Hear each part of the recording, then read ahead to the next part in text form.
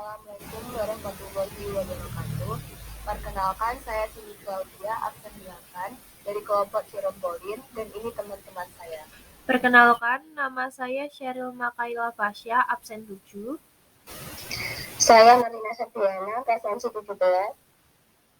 Saya Naufal Rizky Alfandi, presensi 24. Kami di sini ingin mempresentasikan tentang teks inspiratif. Berikut adalah materi yang akan kita bahas.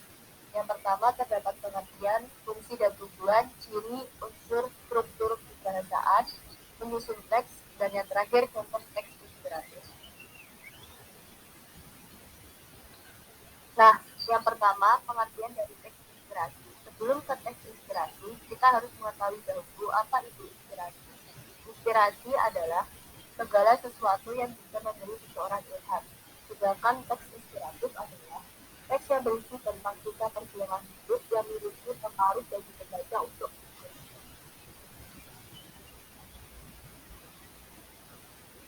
selanjutnya ada tujuan teks inspiratif.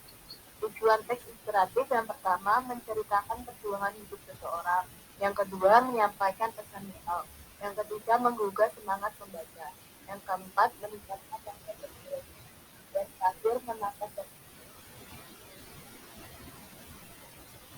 Selanjutnya adalah ciri-ciri dari teks inspiratif. Yang pertama, struktur terdiri atas orientasi, komunikasi, resolusi, dan koda. Yang kedua, tema mengenai perjalanan hidup. Yang ketiga, amanat adalah fokus utama dari teks inspirasi. Yang keempat, amanatnya dapat menginspirasi pembaca. Yang kelima, bersifat naratif. Yang keenam, tokoh inspiratif atau patut diteladani. Yang terakhir, tokoh dapat berasal dari kenyataan maupun hayalan. Yang selanjutnya yaitu unsur-unsur dalam teks cerita inspiratif.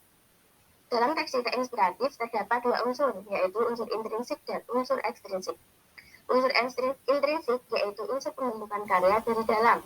Unsur intrinsik terdiri atas tema, tokoh, penokohan, latar, alur, sudut pandang, dan amanat. Sedangkan unsur ekstrinsik yaitu unsur pembentuk karya dari luar. Unsur ekstrinsik terdiri atas nilai-nilai yang terdapat dalam sebuah cerita. Yang pertama yaitu nilai moral atau keagamaan. Yang kedua, nilai sosial atau kemanusiaan.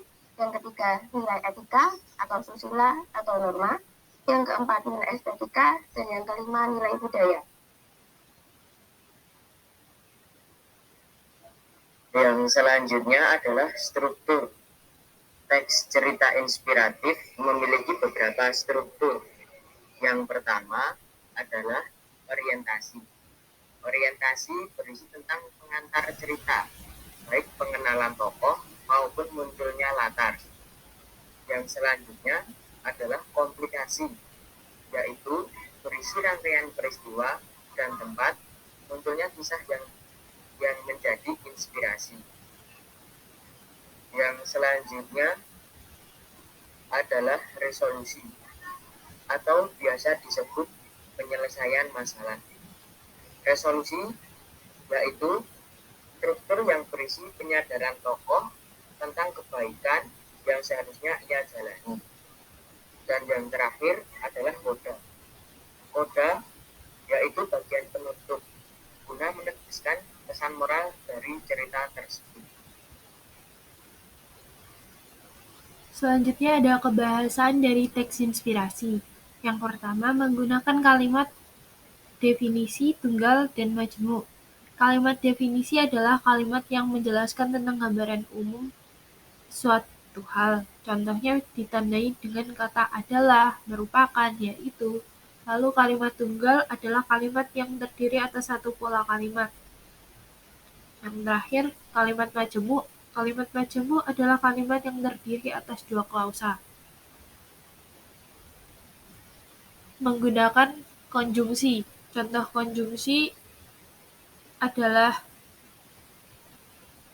konjungsi pertentangan, konsekuensi, akibat, penanda urutan waktu. Lalu ada kata kerja, kata ganti, dan kata sifat. Ya, lalu ada kata kerja transitif maupun intransitif.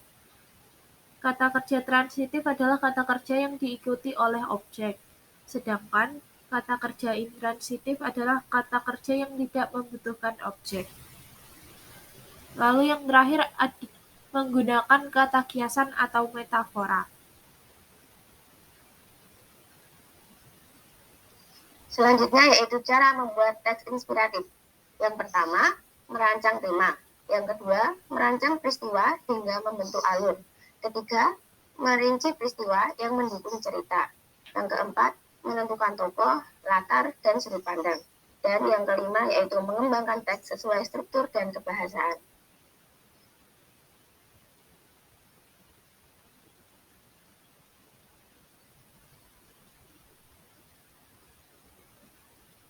Novel. Yang selanjutnya adalah contoh teks cerita inspiratif.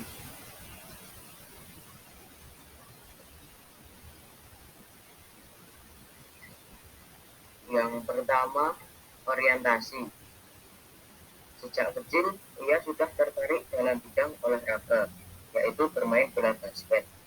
Ini adalah salah satu cabang olahraga yang selalu ia cita-citakan. Yang selanjutnya adalah kerumitan peristiwa. Ketika masih SMA, ia pernah ditolak untuk ikut tes masuk tim basket di sekolahnya. Alasannya adalah karena badannya yang terlalu pendek. Bukan hanya itu saja, ia juga dinilai kurang mahir dalam permainan.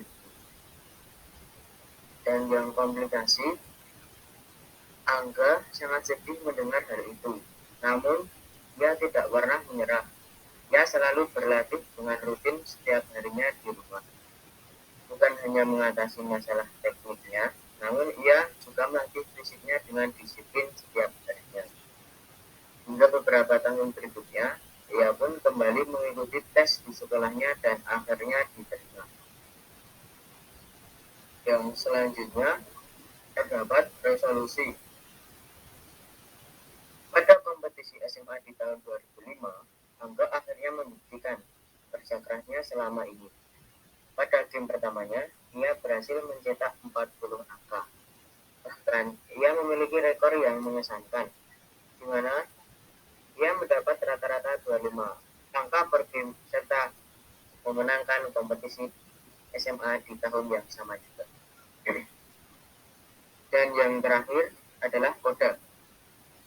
Tapi ia pensiun tahun 2021 dan tercatat sebagai satu dari pemain yang mampu mencetak angka terbanyak kedua di dalam satu musim.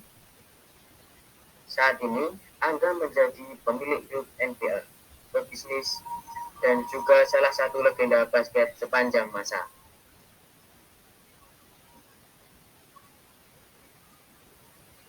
Sekian yang dapat kami sampaikan.